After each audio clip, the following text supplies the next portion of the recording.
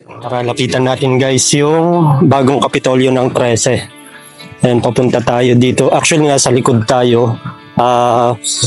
Yung harap kasi netong Kapitolyo is highway. Tawag dito. Yung sa likod neto actually is maraming building. Ayan, lapitan natin. And subukan natin i-zoom kung masusum natin. Ayan. O yan. Yan yung bagong Kapitolyo ngayon. It's more than or almost 1 kilometer ang layo sa city.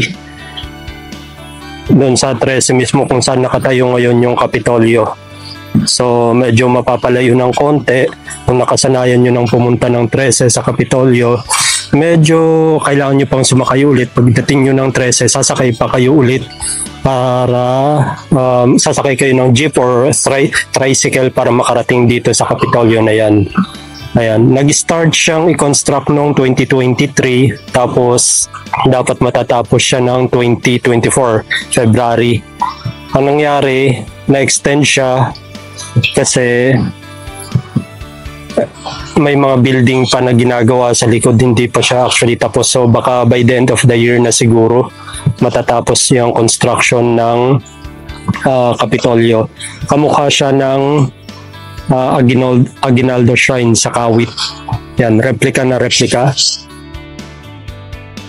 Subukan naman nating tignan kung gaano kalayo yung bagong Kapitolyo from city proper.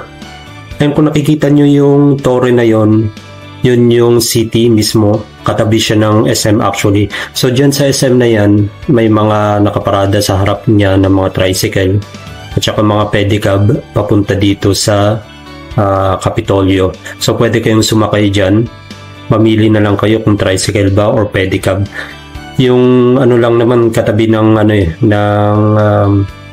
highway yung Kapitolyo. So kitang-kita nyo bago pa lang kayo makarating. So yan, kita nyo sa baba ang daming bakanting lote at saka may mga baka actually dyan, may mga nagpapastol ng kanilang mga alaga. Yung nga lang, wala na silang makain kasi kulay brown na yung lupa, wala nang mga halaman. Pero pag pag tag-ulan or umulan, kahit umambon man lang, nagiging kulay green yan. So malamang nagkakaroon na ng ulcer yung mga baka dahil wala na silang makain. Kulay brown na yung so I don't know kung kinakain pa ba nila yan or nagtsatsaga or tinitiis na lang nila dahil sa gutom. Kakainin nila kahit na tuyong-tuyo na yung damo. So yun, medyo malapit na tayo ng konti doon sa torre.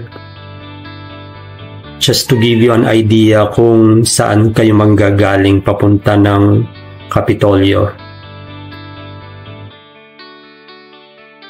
At saka may pala, I don't know kung yung mga bus na Junets or Dionets na mga bus at saka basta may mga paradahan na sila dito sa Kabuko so makapagdating ng araw pagbukas na itong Kapitolyo, yung mga bus diretso na rin sila dito. So kung manggagaling kayo ng Imus, Palapala, Dasma tapos pupunta kayo ng Kapitolyo, pwede na kayo siguro sumakay ng bus, dire-diretso kayo tapos ibaba na lang kayo doon sa harap ng Kapitolyo mismo. Walking distance lang yon. So ayan yung SM, mukhang hindi na natin na malalapitan. Medyo nawawalan na tayo ng signal so siguro balik na lang tayo. So ayan, binigyan lang kayo ng idea kung gaano siya kalayo.